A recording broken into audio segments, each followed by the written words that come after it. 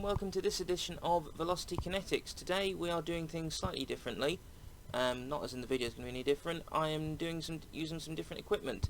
I remembered whilst unpacking a box that I had a wireless microphone that used to be on my old housemate's SingStar set, and I've still got the receiver, and that would resolve some of the sound problems that I've been having recently with the webcam that we use.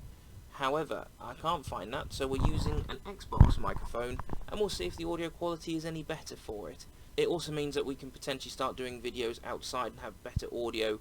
Today's video is but the video itself is going to be a very, very balanced video, or my attempt to be very, very balanced. No, you're not going to watch me do yoga or Pilates, because that's just going to result in some very, very embarrassing footage for me, and probably more pain in my back than I'm already experiencing, because last week I trapped a nerve and it hasn't untrapped. What do I mean by being balanced? The video that I'm going to do today, I'm going to talk about a driver that I'm not a huge fan of, but we need to respect in some ways. Well, always. It's Lewis Hamilton. Last week he matched the great Michael Schumacher's win record of 91 wins, and looks set to raise the bar even higher. Even if he stays for one more season, and only one more season, he will still have raised the bar considerably higher with how dominant the Mercedes currently is. I'm not a huge fan of Lewis Hamilton myself, but that doesn't mean I don't think he can't drive. Sometimes he's shown himself to be a bit rusty in wheel-to-wheel racing, and a lot of the time it does appear he can only win from the front. However, if you've got the fastest car in the field, where else is the car going to be? It's a bit like when Sebastian Vettel was winning in the dominant Red Bulls. What was he supposed to do? Maldonado it into the wall every weekend.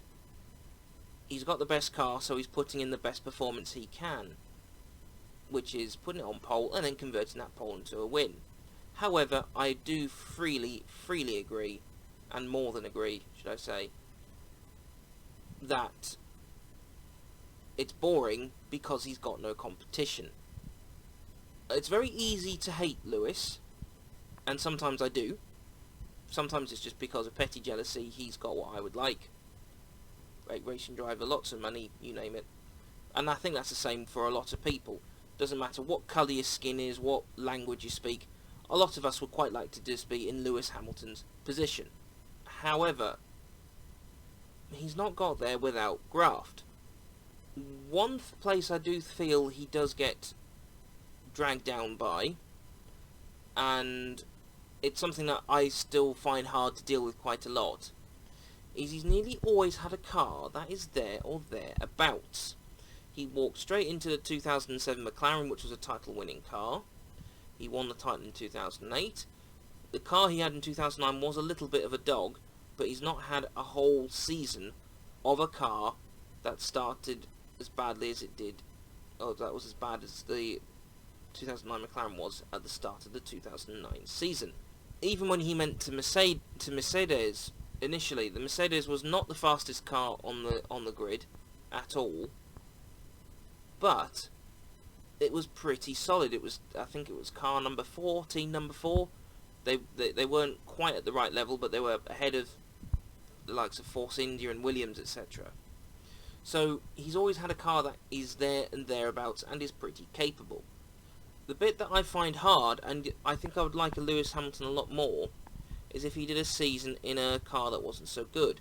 This is why I think Charles Leclerc is quite popular, because Leclerc had that season in the Alfa, and then he went to Ferrari. Kimi did a season in the Sauber before he went off to the McLaren. Alonso had the season in Minardi before jumping up to Renault. That said, some drivers do get to debut in pretty good cars. JB got to debut in a Williams BMW when the engine wasn't busy blowing up. You know, it's all about when and where you do your debut. Damon Hill got to debut race debut in a Williams. Granted, he'd been testing for a dog of a Brabham before, but I think really what would make people like Lewis Hamilton a lot more is if he'd been with a team that wasn't as good. Again, this is why I think Vettel is more tolerated, because he did that season in the Toro Rosso, and Verstappen did the season in the Toro Rosso. Albon did the season in the Alpha Tauri. You see the trend. If Hamilton had come in and did a season in a Force India, for example, what was Force India at the time, if he did one season in the Force India before being bumped up to McLaren, I think he'd be far more popular and far more liked. He would have then had a great chance to be a little more anonymous. He could have maybe been a little less Lewis in some ways, and then, we wouldn't be questioning his success quite so much, and you wouldn't have the "well, you've always been in the best car" argument thrown at him. I certainly would like Lewis a bit more because of that. Now, I didn't dislike Lewis when he entered, because if you're a British F1 fan and like British drivers, in 2007 when Lewis Hamilton debuted in the sport, you were either rooting for David Coulthard in a Red Bull that was not capable of very much, you were rooting for Jenson Button in a Honda that was capable of even less, or it was Anthony Davidson in the Super Aguri that was capable of even less than the Honda. Initially, then it started beating the Honda. You didn't have an awful lot of choice if you wanted to support British. You went Hamilton. I think Hamilton will struggle to keep a legacy quite in the same way as a lot of other drivers. What do I mean by that? Well, he's not won a race in a car that should never have won a race. For instance, look at Schumi when he won races in a Benetton that apparently should never have actually won races. The reason why I say apparently is because if you believe, and if you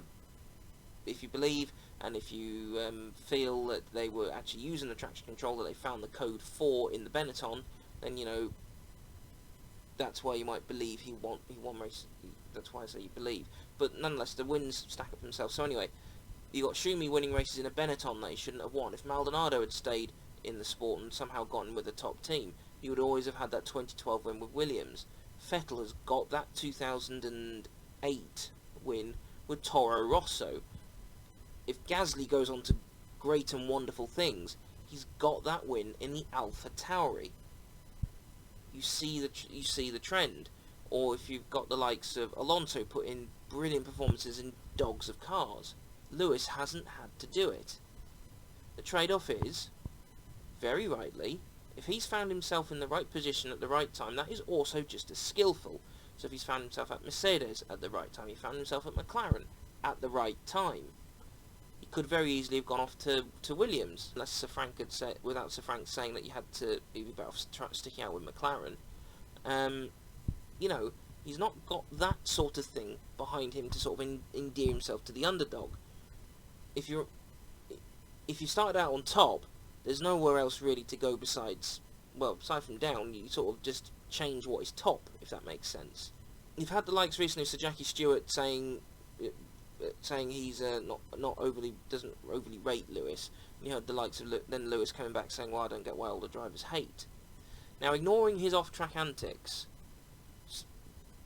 this is Lewis's off-track antics and project. The reason why I don't think Lewis endears himself to the older drivers, aside from there's probably an element of jealousy that the older generation would like to have had longer F1 seasons, so then they could have the higher win records and win ratios that Lewis has. But they also were subject to non-championship races, so they might have done 15 races in a season, but 3 of them might not have been championship races. They're not classed as championship race wins. However, particularly of drivers of Sir Jackie's era, when they had such a high risk of dying in a race, they had to then go off and compete in other motorsports, so they'd often be simultaneously doing Formula 2 and Formula 1, so already doubled their potential for death. Then you had them potentially doing things like Can-Am, because I know Jackie did that as well from reading his autobiography. Some would be doing touring cars, some would be doing the Tasmanian 500, I think it is, down in Australia. Some would be doing Indy on the side. You see that to get the same success, they were having to do multiple things, and Jackie reckoned one year he crossed the Atlantic 70 times, which is just insane during his era. So that's where probably some of the backbiting between the generations comes from. Lewis only has Formula 1 to focus on. Heck, Alonso managed to do WEC and F1 at the same time. Lewis doesn't. Granted, Lewis has now got his Extreme E team, but we don't know how involved he's going to be, whether it's just a brand name, whether he's going to be involved in development and building up the team and running the team, etc. But that's pretty much Lewis's only main motorsport side. You've got a huge generational gap. So when Lewis says, I don't get why they hate, you've got to understand, Lewis, that those guys had a chance of dying quite a lot. And let's be honest, Lewis will never win a race in such a dominant fashion or have the come-from-behind races that likes of Fangio had, where he was something like 2 laps down at the Nürburgring, unlapped, and I believe he finished on the podium or won, which is very much argued as Fangio's greatest victory. You got like Sir Jackie, who found himself in the Tyrrell. He ended up at the back of the grid after a puncture, I believe it was, had a pit stop, and then, well, as I recall how he worded it in his autobiography, he said that because he was so far behind, he was just experimenting with new lines and different gear ratios of going through corners, and he found himself catching up and finished on the podium from being dead last. Something Lewis hasn't got. And you've also got like even Lewis's great hero, the hero. Well, I assume he still is hero. The great Ayrton Senna. Ayrton had that near victory in the Tolman in Monaco, the infamous race that got red flagged. Lewis hasn't got any sort of performance like that to his name. That said, you don't, and I hate to say this about Valtteri, because I absolutely love Valtteri Bottas. But the thing about Valtteri is he just can't seem to match Lewis's performance in the Merc.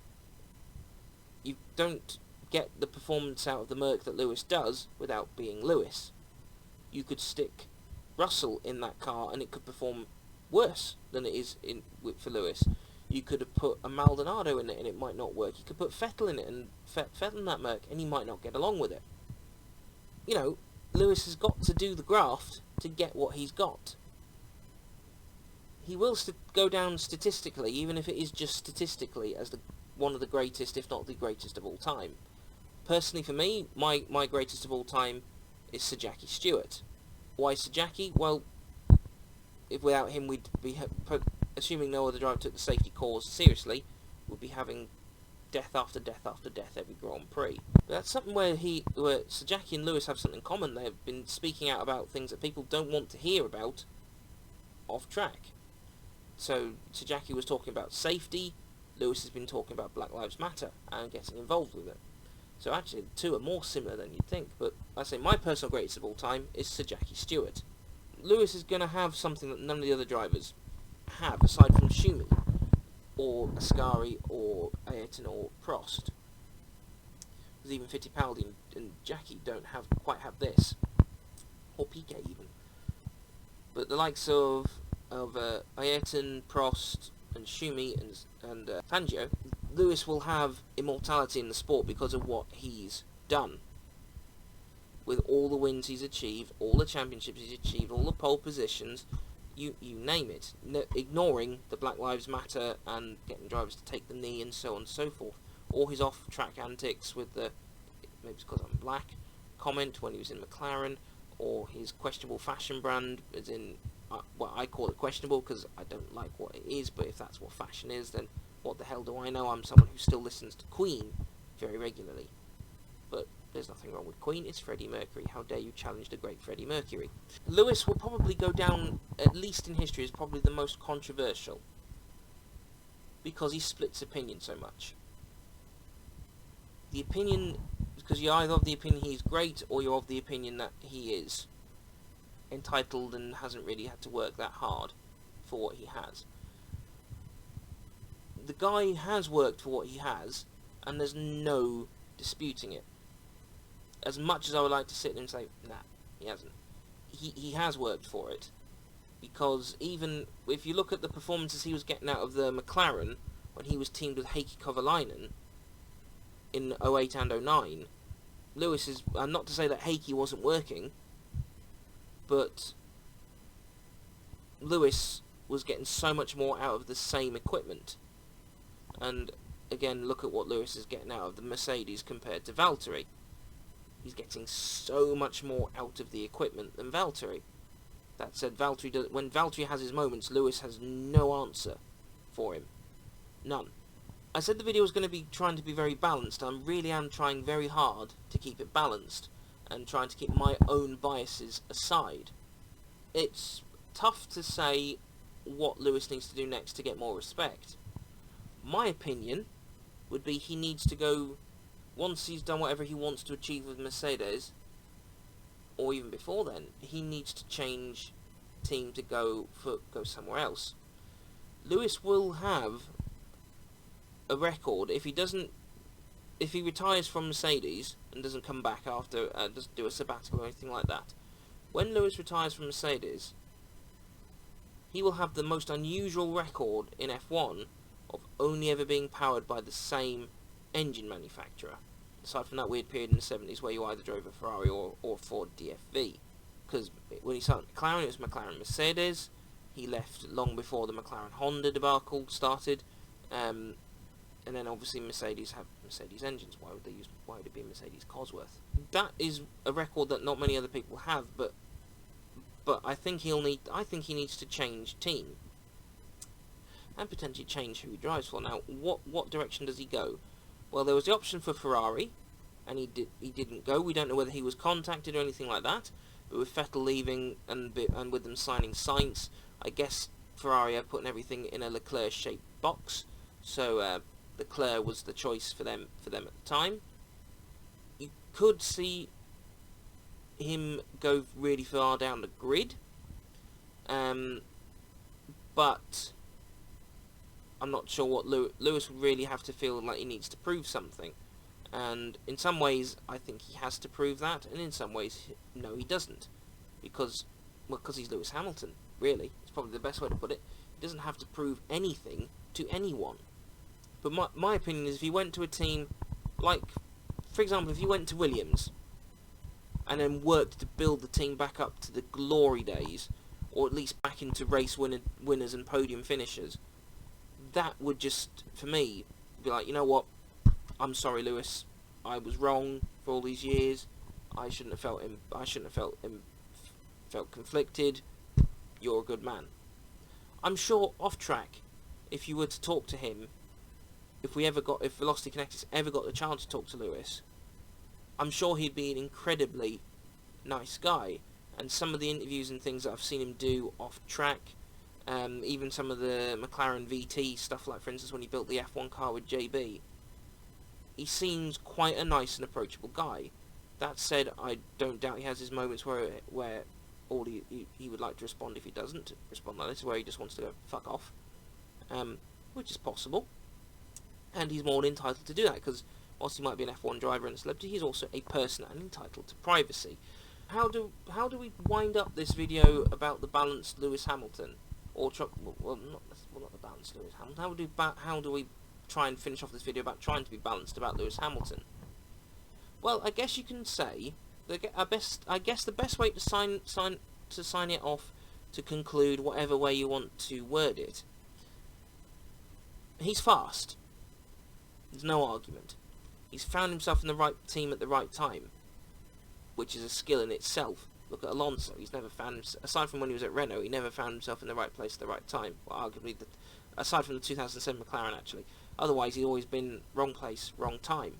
So Lewis has found himself in the right place at the right time. He's always been able to surround himself with the right people. So the right engineers, the right mechanics. So again, right team, right time, I guess you could probably call that as. He's got the ability to drive on track. He can still fight and overtake. Sometimes it's a little rusty, but sometimes when you see it, when he's overtaking. But then again, how much of that is him? How much is that the car? Probably more the car not being able to follow and overtake.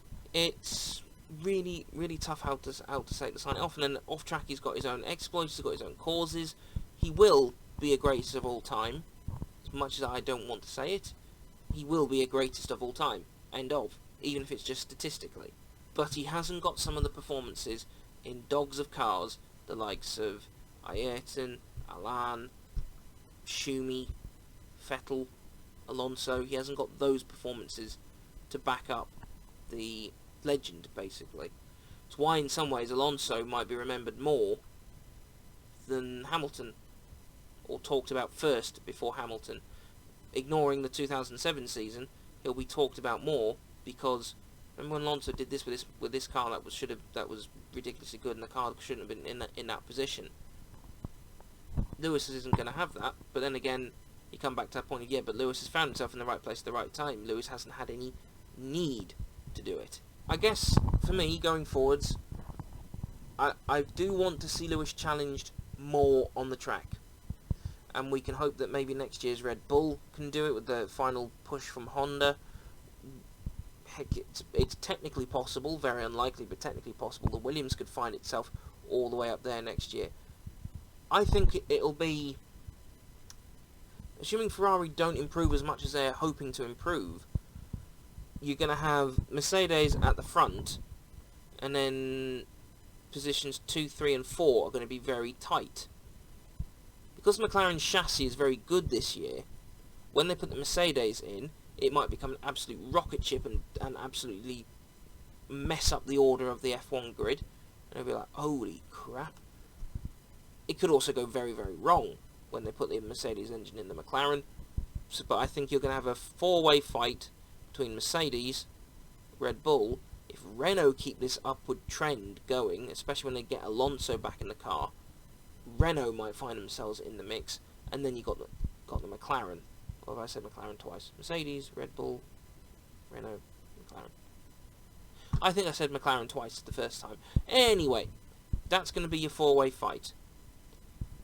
Whether there's going to be a closer fight with Bottas, I don't know, because I love Valtteri and I really want Valtteri to be the next new world champion. I'd rather that than Verstappen, to be honest. But if Valtteri can't match Lewis, there's not a lot he can do.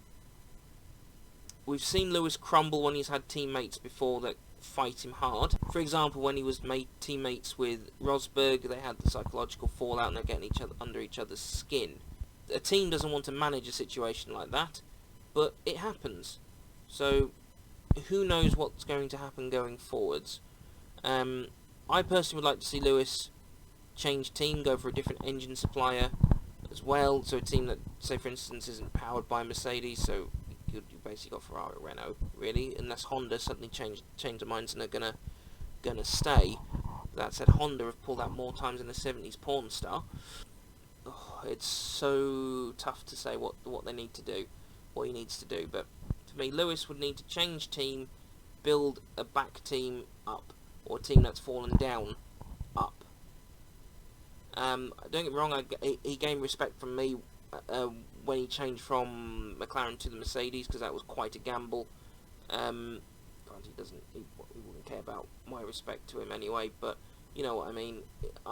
He improved. He went up a few points in my book. Like, oh, he's got the guy to change teams. Okay, we'll see what happens from here.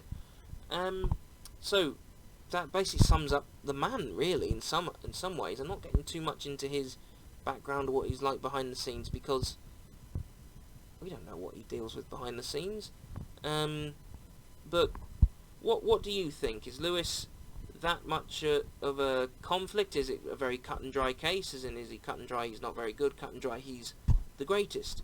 For me, I sort of mix between the two. I hope this video was as balanced as I was intending it to be.